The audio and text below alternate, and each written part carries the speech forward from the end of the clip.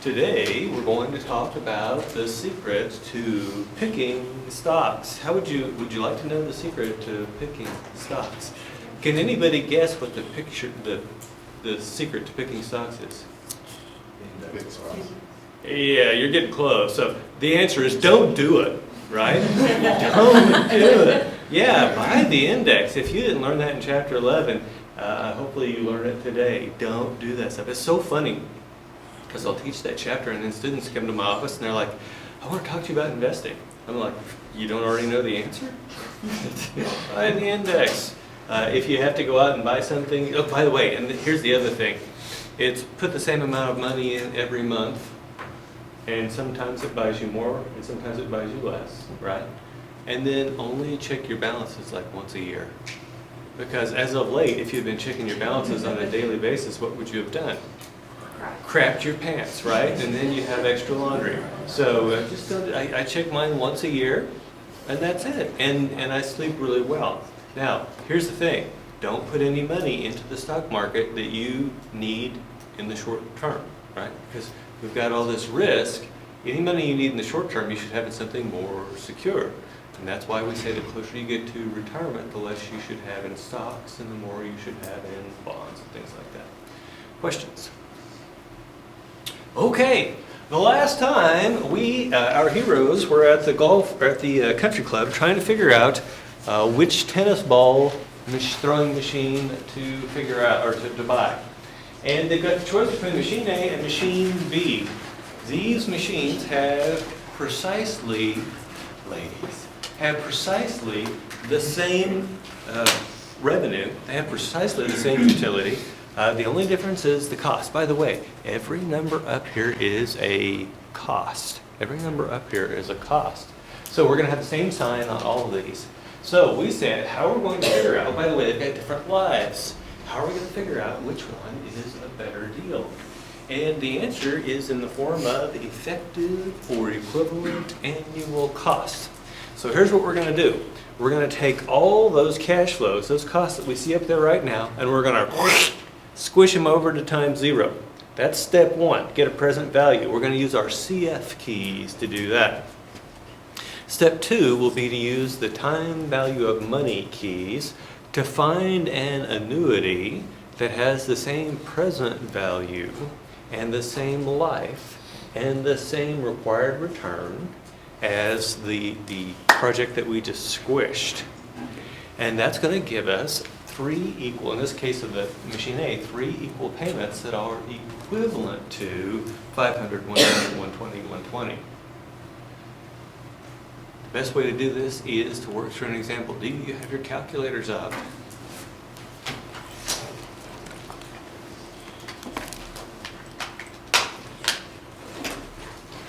Here we go. First thing I'm going to do is say CF, second, clear work.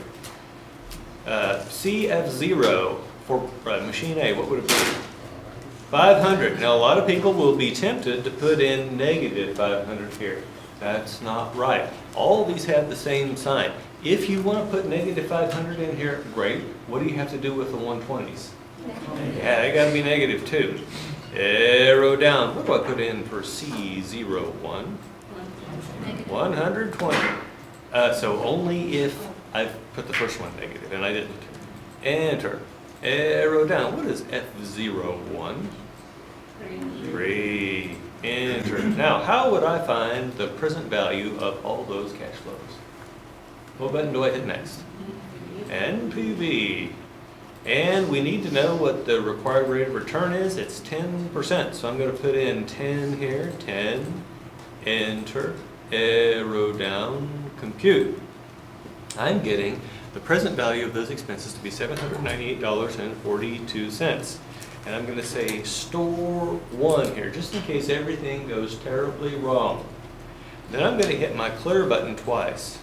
And that just gives me that number by itself. Next thing I'm going to do, I'm going to use this set of keys here. What's the first thing that I have to do when I use that set of keys? Second, future value to clear TBM. Now this thing is our present value. What button should I hit next? PV. What do you think I should put in for N? 3, because it's a 3-year life.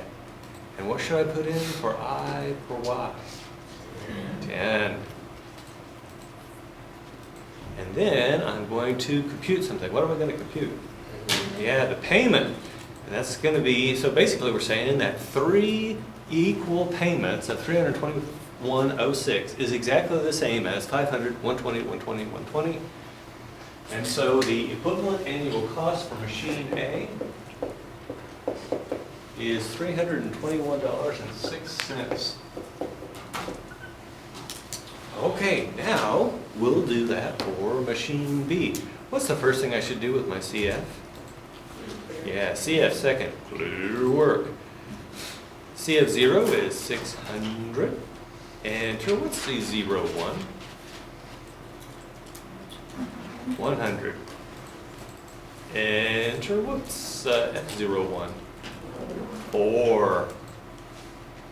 Enter. Now, what button do I hit next?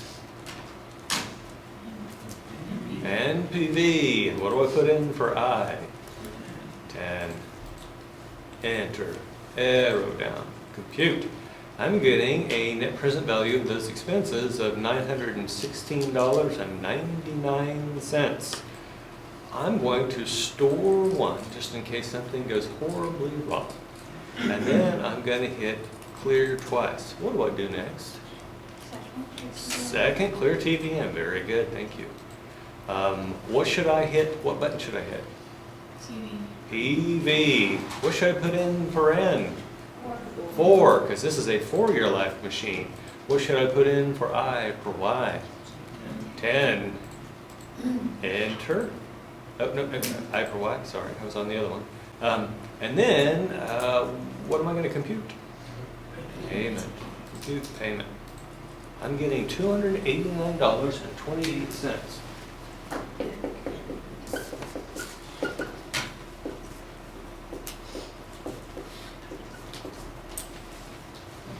If you had to choose between paying $321.06 per year or $289.28 per year, which one would you choose? $289. Yeah, you choose $289. We always go with the lowest equivalent or effective annual cost, so we would choose machine B.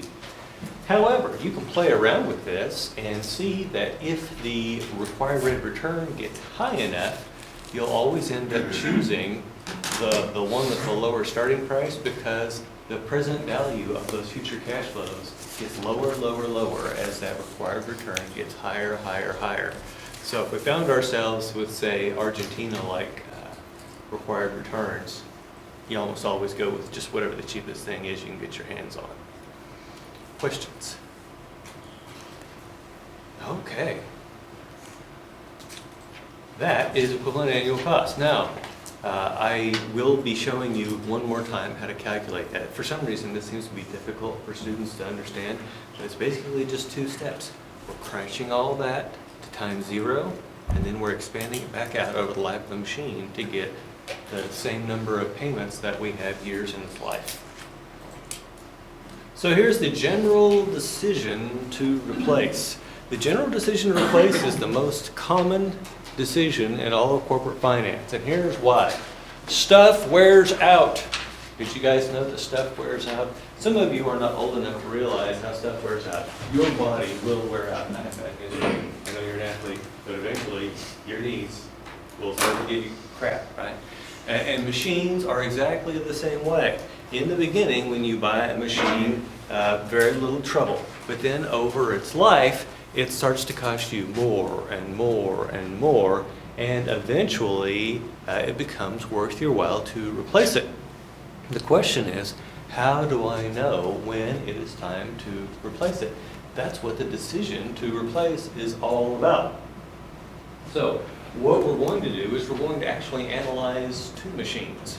We're going to analyze the old machine, and we're going to analyze a proposed new machine. And the first year in which it will cost more to hold on to the old machine for 1 more year than the equivalent annual cost of the new machine, at that point we're going to switch. So we always go with whatever is the cheapest option. So we're going to have some numbers to make this work. By the way, one more assumption here. You remember with the tennis ball machine, we assumed that it could do exactly the same thing in either one of them, the revenue was the same. We're going to make the same assumption here. Though I will tell you this, I have never bought a new machine that was less productive than the old machine. Machines over time have gotten better, and so the newer ones work better than the older ones, so you can usually turn out more product in the same amount of time, and so there was more productivity to it, so there's going to be higher revenue to it. However, we make the assumption here that the revenue is the same. So it's when we decide to replace the machine, it's a conservative decision at that point. Okay, so here is our replacement example. The replacement machine costs $9,000, requires $1,000 per year in maintenance, and has a life of 8 years. The salvage value is $2,000 at the end of the life. So that first bullet point is all about the new machine. The information down below is all about the old machine. Sometimes students get confused about that. Okay, now let's go ahead and figure out an equivalent annual cost for the replacement machine. I'm going to hit CF here. What's the very next thing that I do? Second. Clear work. Okay, replacement machine costs $9,000. I'm going to put that in as CF0. Remember, these are all expenses. They're all expenses. So this is $9,000. I'm going to arrow down. What is C01? 1,000. Boom, boom. Enter. Arrow down. What is F01? Everybody wants to say 8, but the answer is actually... Would you hand this down? The answer is 7. Why is it 7 instead of 8? Okay, give that back. Yeah, that's yeah. This is the first retraction I've ever had to make. Why? That last year, you've got two things going on. Oh, it doesn't depreciate all the way to 0? Is that as the salvage? Oh, so you're getting closer. We've got two cash flows at the end. We've got that 1,000 for maintenance, but then we sell the machine, and we're going to assume it's after-tax salvage value. We sell the machine for $2,000. We've got money coming in. And so that last year, we've got 1,000 in expenses minus 1,000. Minus 2,000. And so the last cash flow is going to be minus 1,000. So what I'm going to put in here for F01 is 7, enter, and then I'm going to arrow down. What should we put in for the next one? Yeah, 1,000 negative. Because it's 1,000 minus 2,000. I know that there's at least 1/3 of you who still don't get that last thing. So here we go.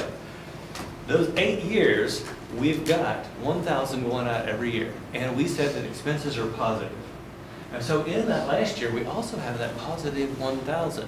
But then I sell the machine, and that's money coming back to me. It's in the opposite direction. It's a negative expense. And so I'm going to take my positive 1,000 maintenance minus the 2,000 I get for selling the machine. 1,000 minus 2,000 is minus 1,000. By the way, what should F02 be? 1. Yeah, just 1, because there's only one of them. Okay, so if I'm going to find the present value of all those expenses, what button do I hit next? NPV. And it tells us the required rate of return is 15%, so I'm going to put in 15 for I, enter, arrow down, compute. I am getting an NPV of $12,833.52. Does anyone remember what I do next, just in case everything goes terribly wrong? Store 1. And then what do I do? Hit clear twice. And then what do I do? Second, clear TVM. What should I hit next? EV, very good. And what am I going to put in for I per Y? 15. What am I going to put in for N? 8. Because it's an 8-year life. We're just trying to push it back out to the entire life of 8. 8N. And then what do we compute to get the equivalent annual cost? Compute payment. So I'm getting $2,859.95.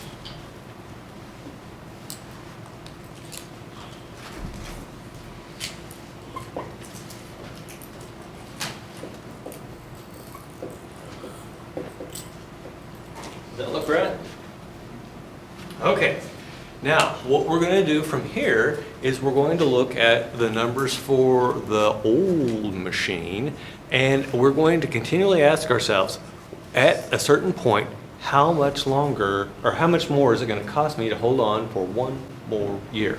And the first time that the answer of what it's going to cost me to hold on to for one more year is more than $2,859.95, then I'm going to go ahead and replace that machine at that time.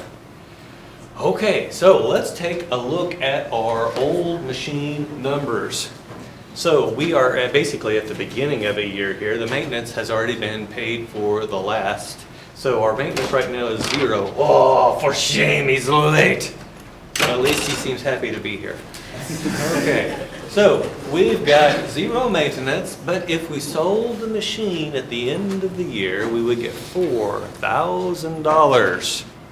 If we wait though, we have to pay $1,000 in maintenance at the end of year 1. And then when we sell the machine, it'll only be worth $2,500. Why would the machine be worth less after a year? Yeah, it's older, you've used it longer, you've worn it out a little more. So typically, you're going to see salvage values going down over time. I will give you an exception to that rule here in a bit. Let's see, if we hold on from time 1 to time 2, we have to pay an additional $2,000 in maintenance, and now our salvage value is down to only $1,500. If we hold on till time 3, we have another $3,000 in maintenance. Our salvage value is down to $1,000. And if I hold on to year 4, my maintenance has gone up to $4,000, and the machine is worthless. Okay, so what we're going to do is go through here and figure out at a given time how much is it going to cost me to hold on to the machine for one more year. But before I walk you through that, I want to tell you where you get these numbers. The maintenance numbers. Every large organization, every decent organization has a maintenance department. And when the maintenance department actually does a repair, they make a record of it. And part of the record of that repair is going to be the costs. And so you could look at the costs on a machine and you'll see that they typically trend like this.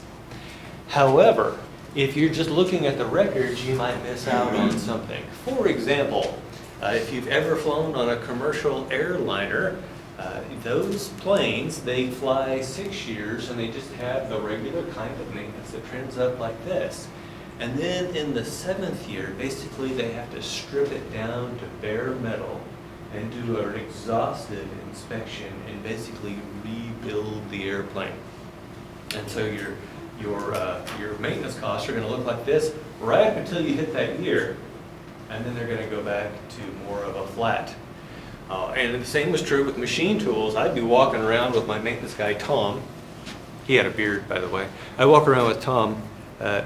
I believed him sometimes. You know, the beard people, you just can't tell. Yeah, sketchy. I like that, sketchy. Okay, so Tom, he had a beard, and we would walk around, and I'd say, okay, what am I going to need to do with this machine next year? He's like, it's pretty much the same as last year, just expect another 10-15% because the machine's a little older. And then we got to machine 237. I'm like, what's going on with this machine? He says, well, in addition to your regular maintenance, you're going to have to replace a thrust bearing because they're only good for 10,000 hours, and this one is getting really close. And I said, well, how much is a thrust bearing? I didn't even know what that was. How much is a thrust bearing going to cost me? He said it's going to cost you $30,000 in 2 days worth of production. Yeah, it was worth knowing because my maintenance on that machine would have just been a few $1,000 if it hadn't been for that $30,000 spike. So the maintenance department is one place you can get these numbers. Now, here's the issue. Do you think maintenance people like old machines or new machines? Old machines, why? Because it keeps people in jobs necessarily. Yeah, basically, yeah. What needs more attention, old machines or new machines? Old machines. And the more problems there are, the more overtime. By the way, in the United States, anything over 40 hours for hourly workers, you get an extra 50% on top of your regular wage, which explains why at the nuclear plant, where the operators and the mechanics were hourly, that we would have these problems reported at 4:30 p.m. on Friday afternoon. Why are they reporting problems at 4:30 p.m. on Friday afternoon? Overtime. Yeah, it's overtime, baby. Someone's got to pay for that bass boat. Okay, so what does this mean? Nuclear plants are ran by old Navy guys, and they're all fond to say, all hands on deck. By the way, on the submarine, when you say all hands on deck, they're not talking about up on top. They're talking about everyone at their station. Do they have to pay overtime in the Navy when they put all hands on deck? No. We did at the nuclear plant, except for salaried people, right? We're supposed to be on the deck. We're not actually doing anything. We're just standing around looking dumb. But what we figured out was they started letting us flex our hours. And so we all started working 7 to 4 on Friday. And that way, when the 4:30 call came in, we were already gone. And you were not expected to be on deck if you were not there. Pretty smart, huh? We're talking about engineers, right? Okay. Now, here's the problem.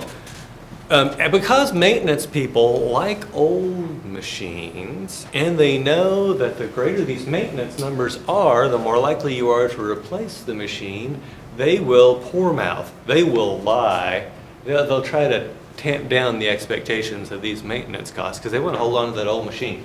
Here's one more problem with maintenance people and old machines. Sometimes you'll get someone or a machine and there's only one person in the entire place that can fix it. What does that do for that individual?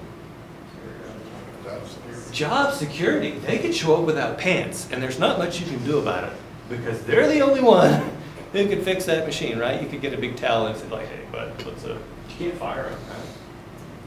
What do you think is going to happen when you start suggesting that you're going to replace that machine? Oh, I can't do that. Right? That was actually one of my greatest joys, was replacing a machine and being able to get rid of a troublemaker. You know, the only one that knew how to run it or fix it. Okay, back to the story. So those are the reasons that maintenance people are gonna be on the low side. Now, who else could we ask? Because we know the maintenance people are liars. Who else can we ask? We could ask engineers, because engineers can look at the manuals to know about the 10,000 hours for the thrust bearing. Engineers can look at the hours or the annual cost and try to come up with a trend. They can get that data from the same place that the maintenance people do, the mainframe computer. And so you ask engineers. Now, here's a question. What do you think engineers like, old machines or new machines?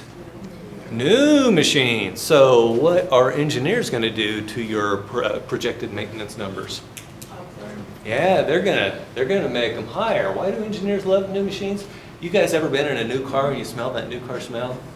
There's a new machine smell that's just almost as sexy. Anyway, back to the story. We live to buy and install new stuff, right? Okay, so what do I do now? I've got people lying here and I've got people lying here. What should I do? Average them. And that's probably the best swag you're going to get. Okay, now, what about the salvage value? Who should I ask for these salvage value numbers? Say again? Accounting? Oh. Do you think accounting knows what a machine is worth? No.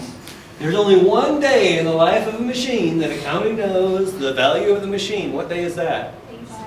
The day you buy it. After that, market value departs from the book value, right? So let's take your car for example. The minute you buy that car and you drove it off the lot, what happened to the value of that car? Yeah, it started going down, right? Same thing with machines. The value starts to drop. Or I will give you one more example when we get down here with salvage value about how sometimes it goes up. But the idea is this: accounting doesn't know SWOT. Accounting knows book value. They don't know market value. What do we care about in finance? Market value. We care about cash flows, right? We care about what could we get if we actually sold this thing. So that's what we're talking about here. In fact, we could say after-tax salvage value on that to make it look even better. Okay, now, there are two places I can tell you. There we go. Two places I can tell you where you might get such salvage values. The first would be my old friend Rusty, the machine dealer. Do you remember Rusty from the opportunity cost? I could call Rusty in, and I could show him this lathe that I'm getting ready to sell, or that I was thinking about selling, and say, Rusty, how much would you give me for this? And he gets down. By the way, it's weird to watch him work. This is anyone that determines values. He gets down and he cranks the hand controls and he smells. By the way, did you know you can smell problems? You can smell electrical problems. You could smell overheating. You can smell all sorts of problems. He smells it and he feels it, and then he, right? And he gets the vibes off of it, and he's like, $4,000. I'm like, okay, thank you.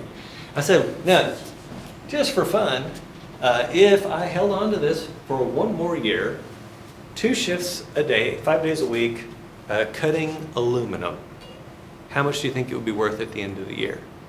Now, why do I have to tell him cutting aluminum? Aluminum's easier on a machine than iron. It won't work, or steel, it won't wear it out as quick. And so Rusty says, $2,500. And I can keep playing this game, and of course the number's going to keep getting lower, and Rusty's going to keep getting angrier, because now you're asking him to predict the future, right?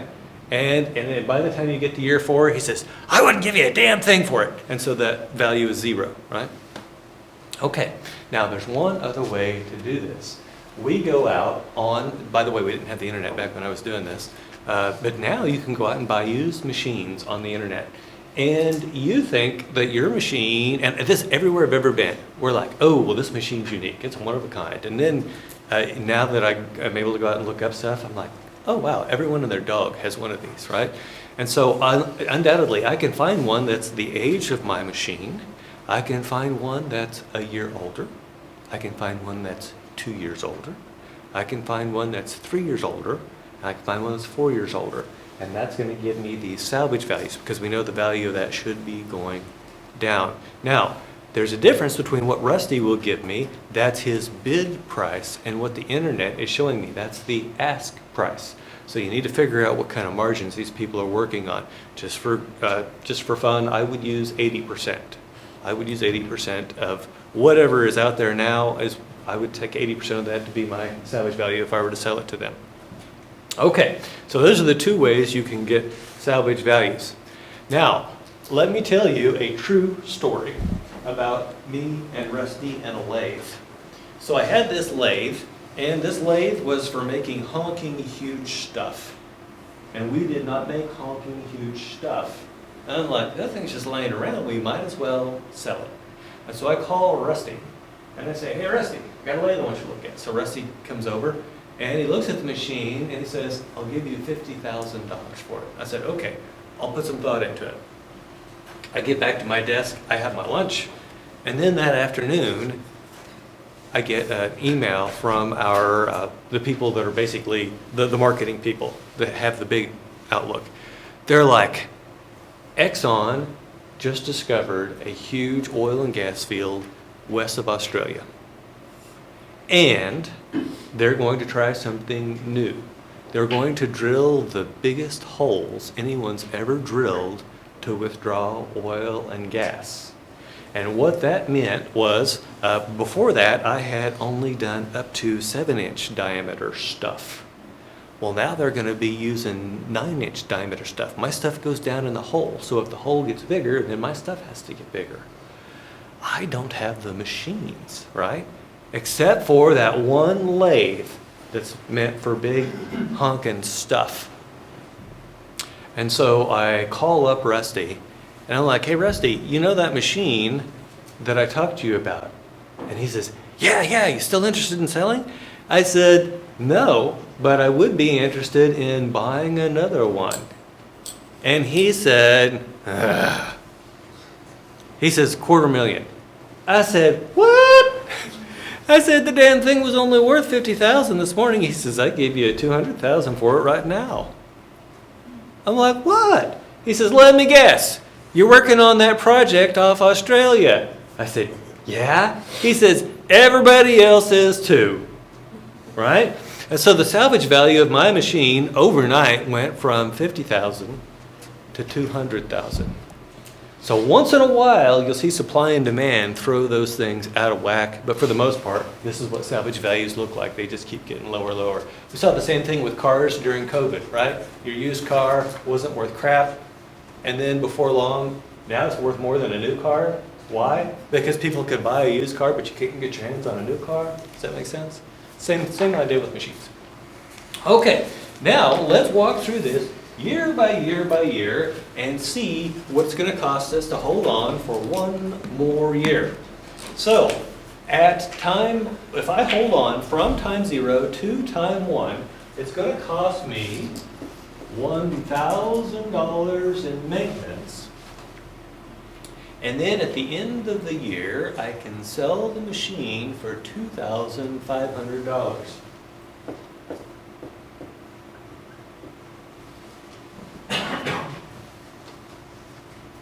However, there's one more thing we need to take into account. What did we have to forego at time 0 in order to be able to hold on to it till time 1?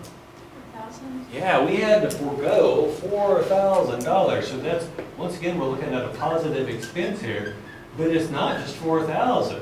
What is it? It's $4,000 from 1 year in the past. So that makes us looking for the future value. So if this is the present value, it means I need to multiply by 1 plus r, which we said is 15%, to the t power, which here is just 1. So basically, we're looking 1 year into the future, a future value of 4,000. And so if my math is correct, I think this is 4,600. And we have 1,000 plus 4,600 is 5,600 minus 2,500 is equal to $3,100. So it's going to cost me $3,100 to hold on to that machine for one more year. Do we replace it at time 0 or do we wait? Yeah, we replace it. Why? Because it's higher than the insurance cost. So $3,100 is greater than $2,859.95. Therefore, we replace this thing immediately. We replace it immediately. Well, let's assume, for the sake of argument, that we didn't replace it immediately, that we kept it. And so let's figure out what it would cost us to hold on to it from time 1 to time 2. It's going to cost me $2,000 in maintenance, but what will my salvage value be at the end? $1,500. So that's a minus. But then what did I have to forego in order to be able to hold on to it from time 1 to time 2? Yeah, 2,500, but it's not just 2,500. We've got to multiply by 1.15 to the first power. So it doesn't change on the powers. It just- No, because the first time we were just going from time 0 to time 1. And the second time we're going from time 1 to time 2. And, eventually we'll be going from time 38 to time 39. It's always just 1. Good question. Other questions? Okay, so someone with a calculator, can you tell me what this number is here? 2,500 times 1.15. How much? 3875? 2875. So I've got 2875 plus 2,000 is 4875 minus 1,500. I think I've got 3375. Does that sound right? Okay. At that point, we would compare 3375 versus the equivalent annual cost, and once again, the decision will be to replace the machine. Now, the textbook, at least the last time I read it, said that what we do is we figure out in which year we should replace the machine, and then we basically set ourselves a reminder to replace the machine at that point. And I'm going to tell you that's a bad idea. And here's why. The numbers up here are all swags, except for the time zero salvage value. The numbers are all swags. And we know about forecasts. Do they get better the further out they are, or worse? Worse, right? And so we're making a decision out here, something to do 3 years from now, and it's going to be based on old information by the time we get around to doing it. So instead, here's my solution. My solution is actually easier because you don't have to gather as much data. With my solution, all you do is gather time 0 and time 1, and you do the analysis. You get a quote on the new machine. You could just get an updated quote, and then you get the estimates for your maintenance and salvage, and you decide whether or not your cost to hold on for 1 more year is greater than the equivalent annual cost of the new machine. If it is, you go ahead and replace it. If not, you set yourself a reminder. 1 year from today, review machine 237 replacement. Doing this, we are always working with the freshest information possible, and let's see, freshest information possible. We're not dealing with these forecasts that are out there, and we are constantly aware of the kind of changes that might have happened because of things like the project off Western Australia, right? Questions? Yeah. So with this old machine, you're assuming $0 in maintenance. Why are we assuming maintenance in year 0 for the new machine? Okay, because in finance and accounting, cash flows happen at the end of the period, and so that money is already spent for the previous year, and so we're standing at time 0. So this is January 1st. How much money have you spent maintaining that machine? 0. Yeah. Does that make sense? So that 1,000 happens between January 31st and December 31st of the first year. Good question. Other questions? You said there's an exception to this rule?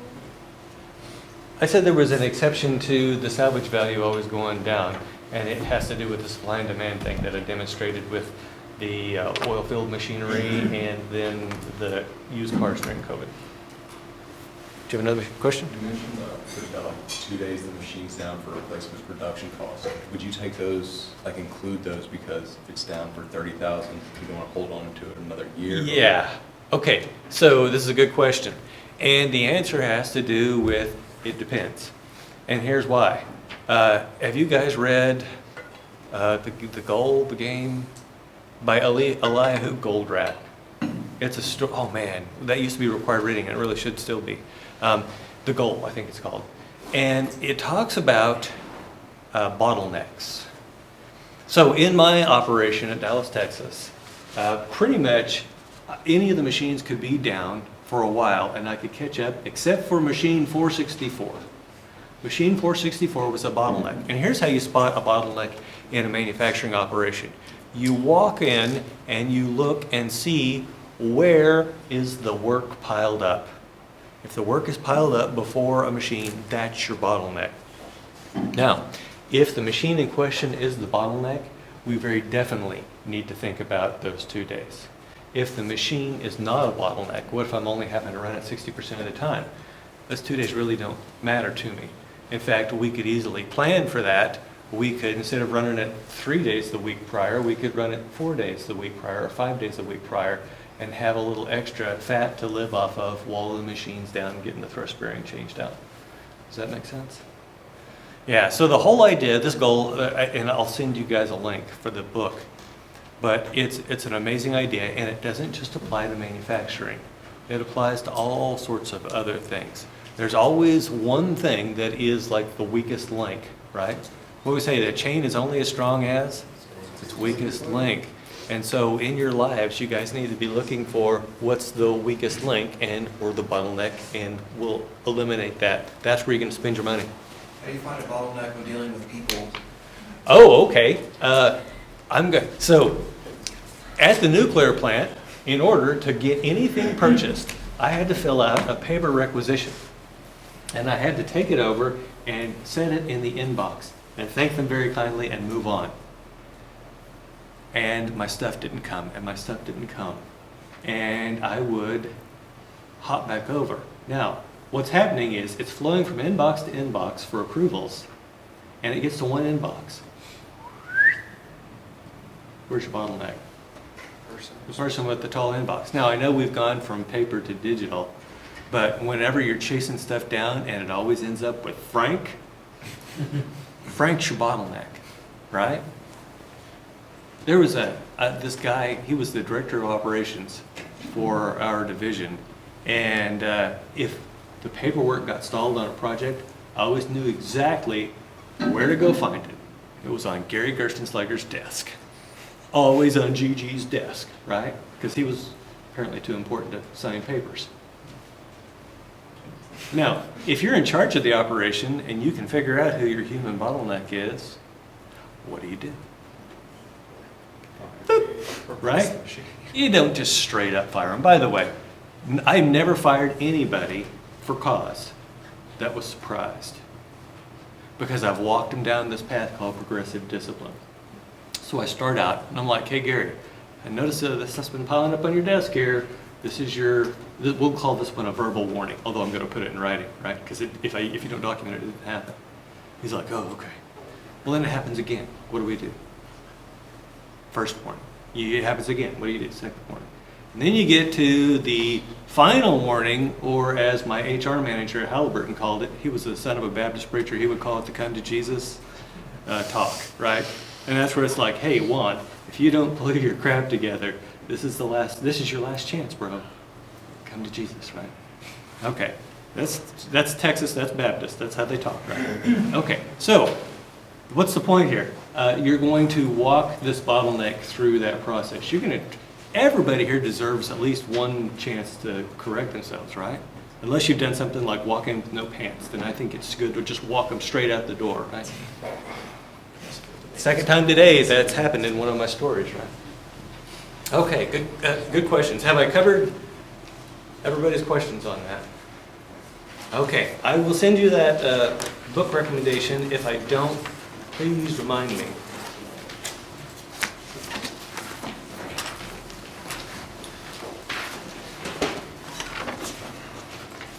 A little tax update that you should put in here, is this just kind of us? Yeah, so, and the reason I've got it separate, some people were like, why didn't you integrate that into your regular talk? I'm like, because that's going to expire. And that's kind of where we're at. So right now we're waiting to see what Congress and Trump does. Okay, so now we're on to mergers and acquisitions. This is chapter 21. So the idea with mergers, oh, and by the way, we, just like with bonds, you remember how we had bonds was the overall category, but bonds was also part of it's like bonds, notes, and bills are all bonds. Well, we're going to call everything mergers, but then we're going to say, well, there's this and there's that, and then there's other thing that we actually do call merger. But here's the basic concept. We're going to start out with 2 or more companies and end up with one.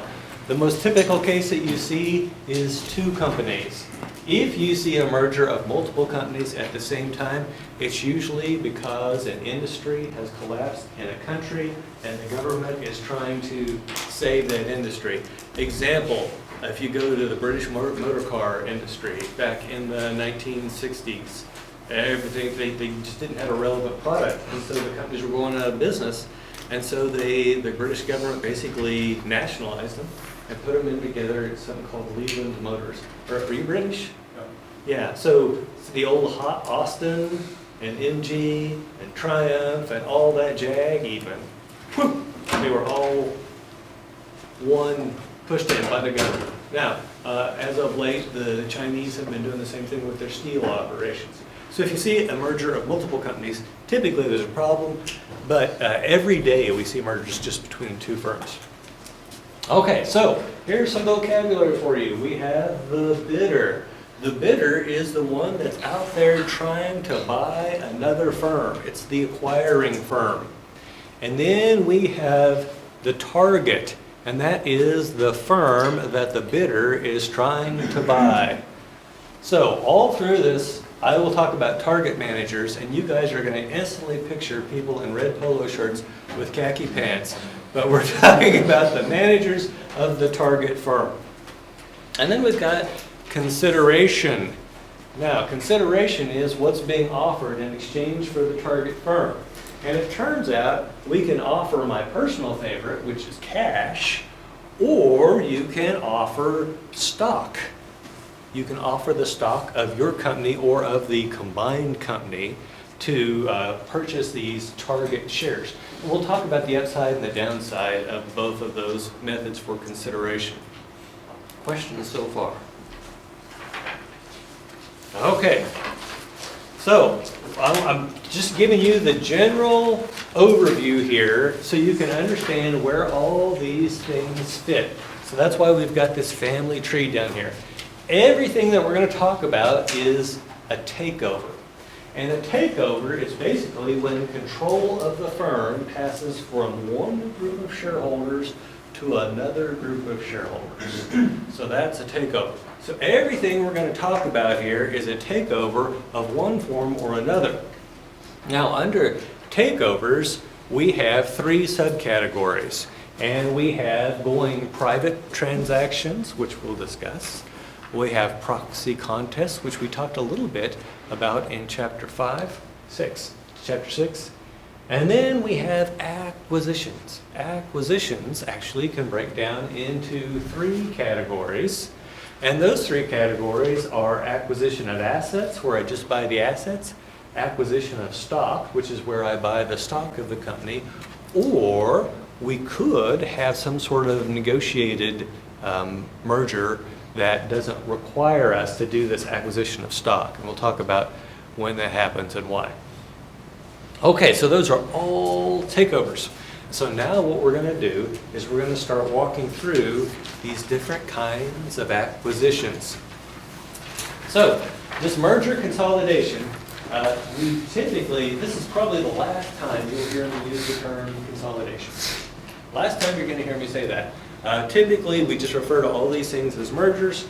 The merger is the complete absorption of one company by another. For example, the merger I was involved in when Halliburton bought Dresser, at the end, there was one corporate headquarters.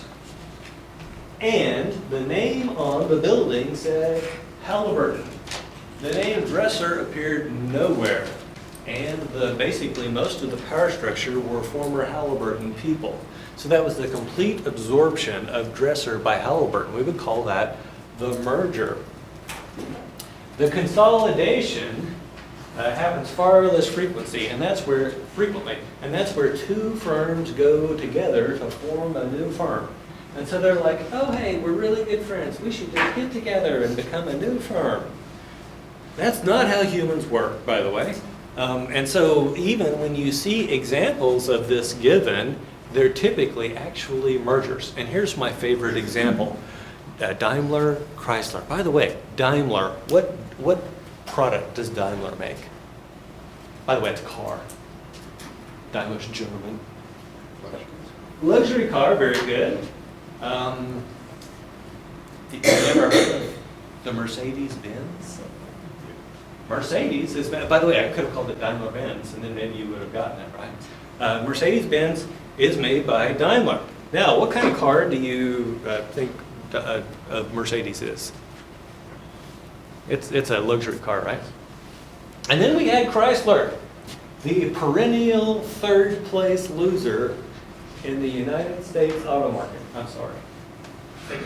You've got a Dodge. Okay, so, yeah. You'll grow out of it, it's okay. Okay, so, and this is really funny because Mercedes was looking to, number one, expand their North American footprint, And number two, have kind of a budget offering that they could sell elsewhere, which would have been this Chrysler stuff. Okay, so what do?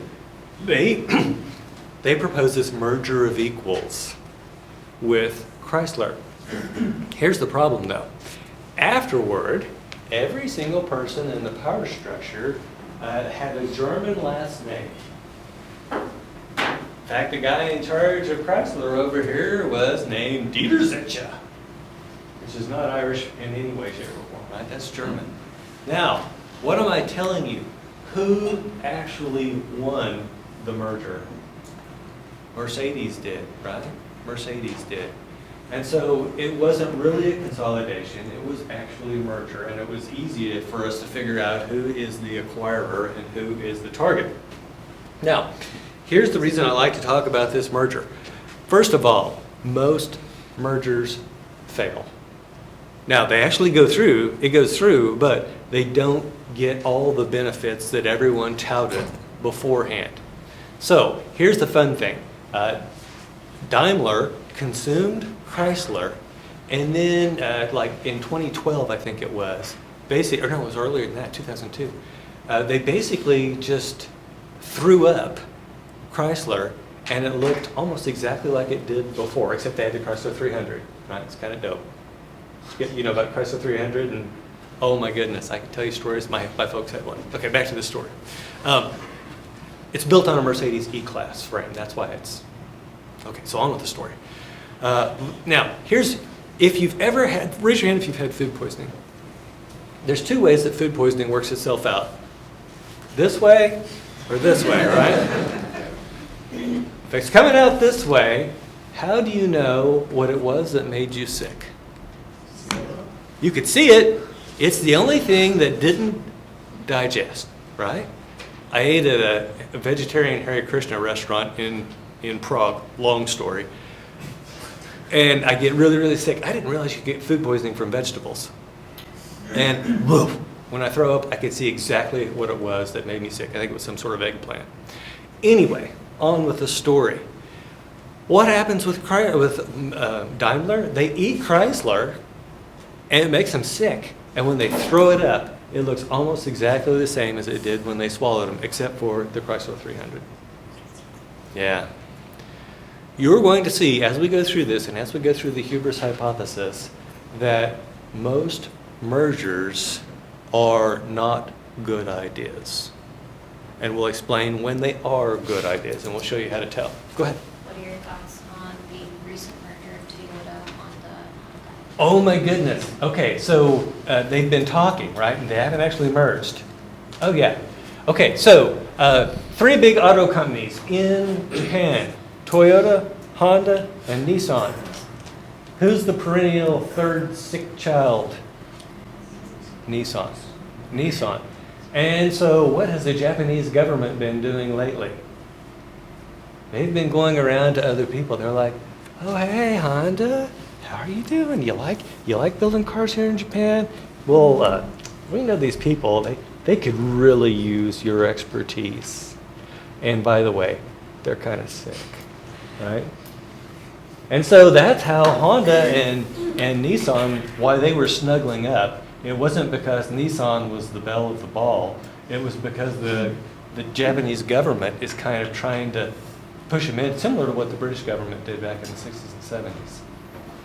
And then Honda, I'm very pleased, eventually developed the stones to say, no thanks, right? And so now they're having to try to find other people to pair up with Nissan. Why does the Japanese government not want Nissan to fail? Say again? Yeah, it's one of the biggest exports, but they've got, you could probably easily replace an Altima with an Accord, right? Why would they care about Nissan? How about employment? Does that make sense? Yeah, good jobs in Japan are becoming more scarce over time. And if we lose one of our big three automakers, whew. By the way, do you think the United States government would do something similar? The United States government has done something similar. Every one of our automakers went bankrupt and got bailed out by the government, except for, does anyone know?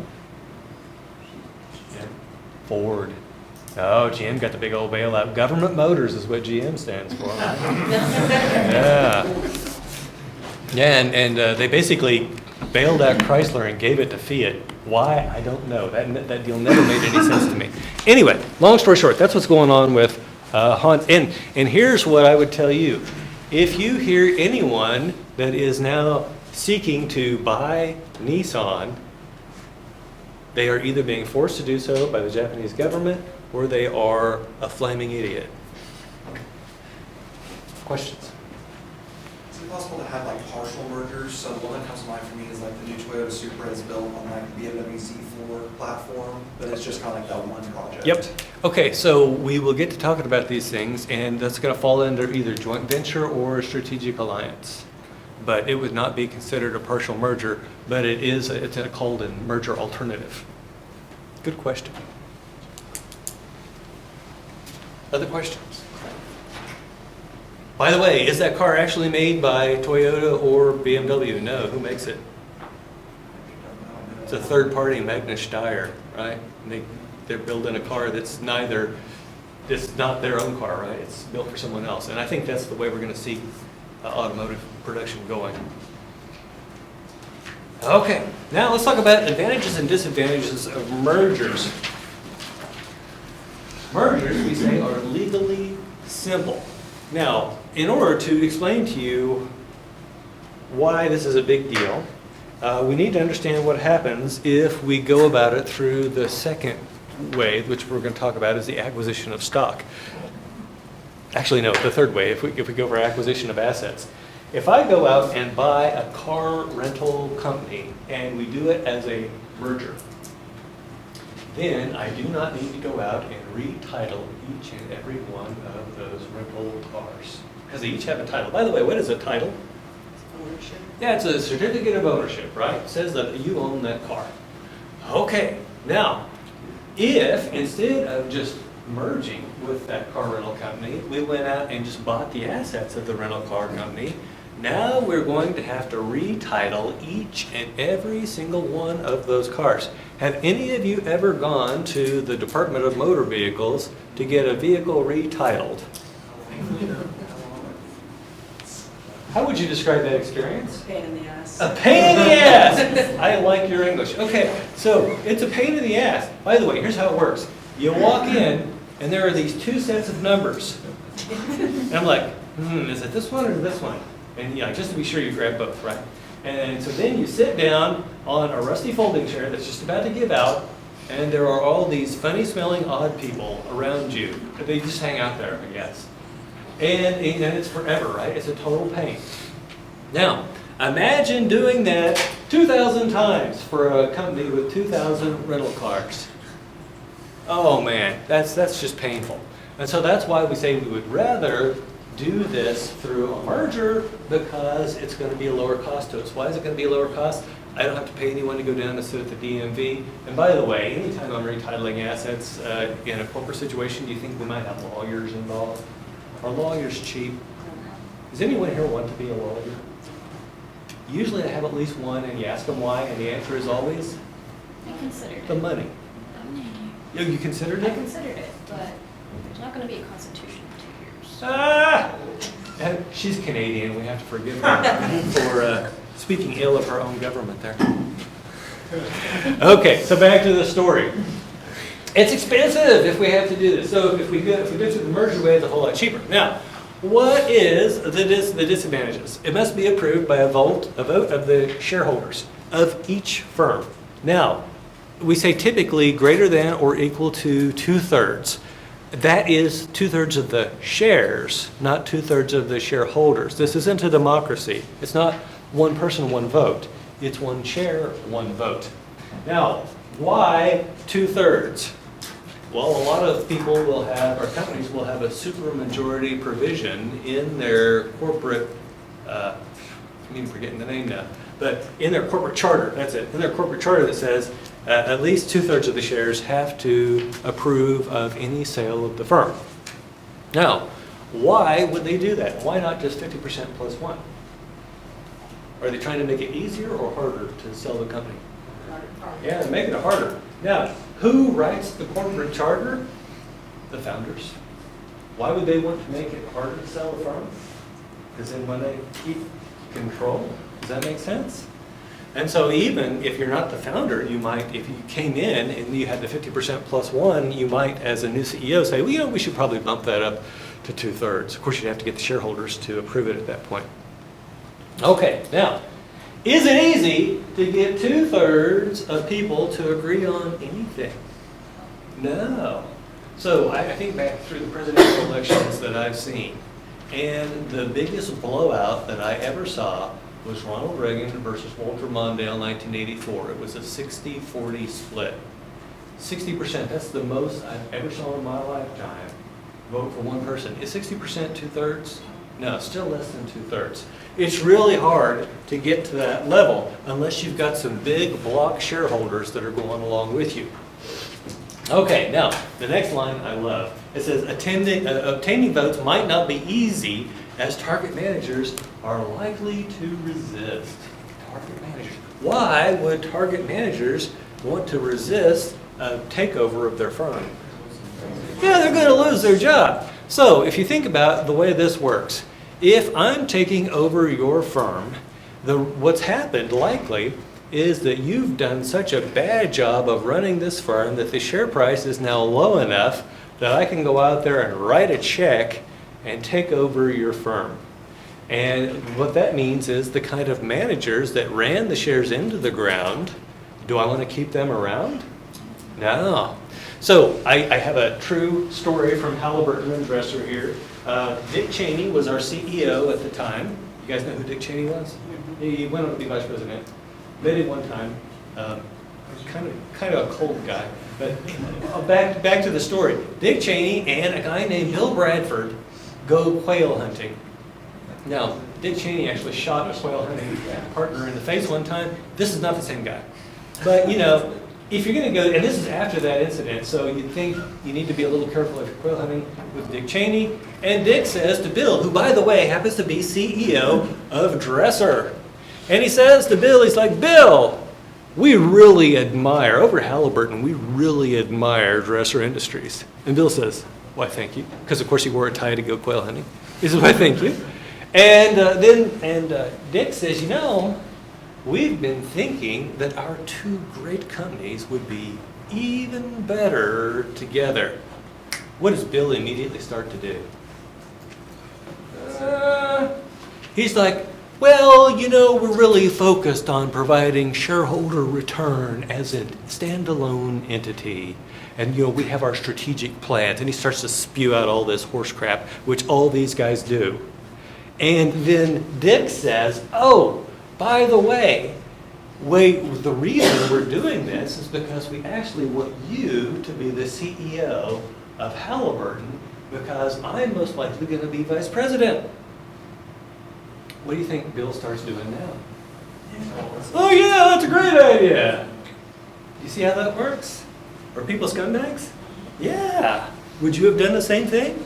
Yeah. Right? Okay. So target managers are likely to resist because they're going to probably lose their job. I can think of one other example where that didn't happen. Bank One in Ohio got bought out by J.P. Morgan because they wanted the CEO whose name was Jamie Dimon. Who's CEO of J.P. Morgan today? Jamie Dimon, right? But very, very seldom does that happen. So most of the time, the target managers are going to resist because they know they're going to lose their jobs. Questions? Okay, now, what if I can't just get people, what if I just can't get the shareholders to vote the way that I want? Well, then I can go about trying to buy up the stock. Because after all, if I have enough shares of the stock, I can actually push this thing through myself, right? And so what we're going to do is we're going to go out and acquire the stock. In the United States, you have to report your ownership in a company once it hits 5%. By the way, what do you think happens to the share prices of a target once people figure out someone's trying to buy it? they start to go up, right? Because they know that you're going to be bidding, people are going to be bidding for those shares. And so here's what I do. I go out there and I quietly start buying up shares. A little bit here, a little bit there, until I get to 4.9999999%. And the very next day, I go all in and I buy up as many shares as I can, because the law says I have to report at the end of the first day in which I hold more than 5%. And so I'm going to be buying all day long, the bell's going to ring, and I'm going to say, oh, by the way, we now own 5.27% of whatever, right?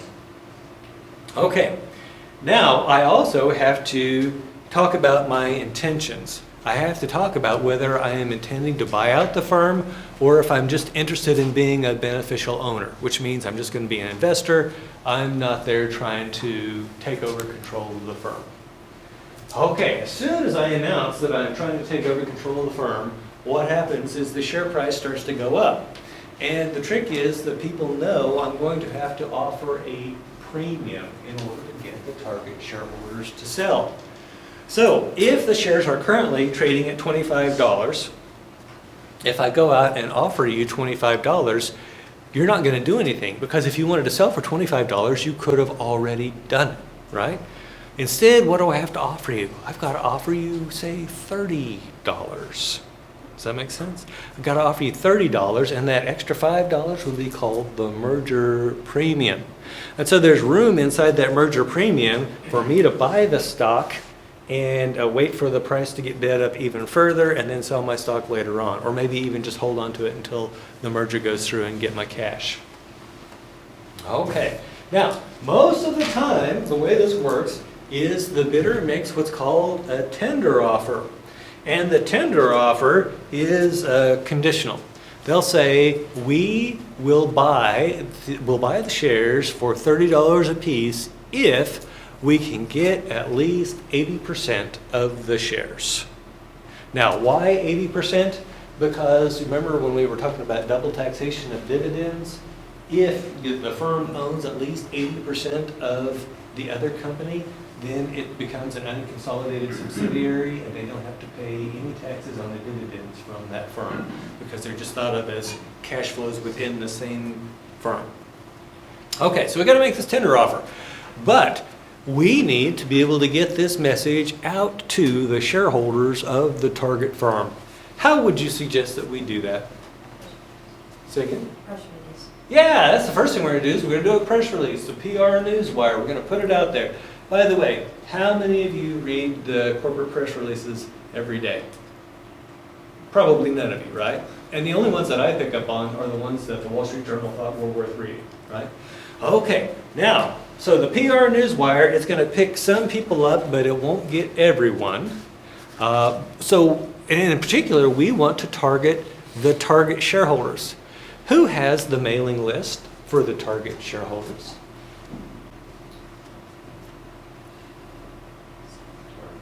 Yeah, the target company, right?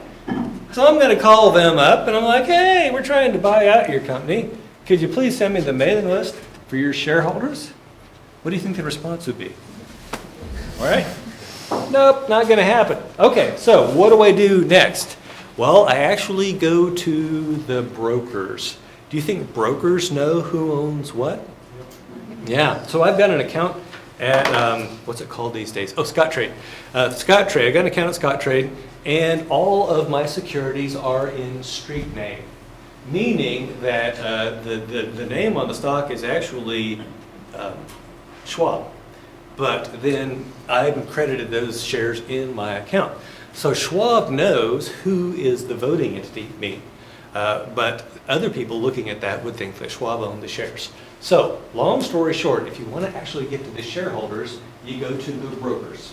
By the way, are the brokers happy to help you spread this news to the shareholders? Absolutely. Why? Yeah, if you sell your shares, or at least back in the day when we had commissions, they would make a commission off that. And they're still going to make some money off that because of bid-ask spread and all that kind of crap.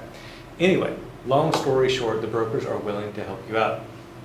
Now, I get this out there, and then I've thrown it out at $30, and I want to get 80%. But $30 a share only gets me 67%. What do I do? What's my next step? Just go home, say, yeah, forget it. How can I get more people interested? So let me do this way. If I offered, right now, if I offered $50 to anyone to go out and lick the parking lot, how many would take me up on that? Okay, so we're going to put you down for 1. Okay. Now, so I really want 2/3 of you to go lick the parking lot. So how am I going to do that? What do I got to do? Yeah. So let's go big here. Let's say $100. How many of you would lick the parking lot for $100? Go ahead and raise your hands. Okay, we're not quite there yet. So now what am I going to do? I'm going to keep it going, right? And I'm going until I could get 2/3 of you to put your hands up, right? Okay, now back to the stock example. I only get 67% with 30. I'm trying to get 80%. What do I have to do? Yeah, I need to offer more. And the question is, how much more? And the answer has to do with what percentage I've already gotten. If I already got 67%, I'm really not too far, right? So maybe I only go to 32. But here's what you need to know beforehand, before you walk in there. You need to know what the most is you are willing to pay. Because what happens is, instead of turning into a business transaction, this turns into a contest. And it's all about winning.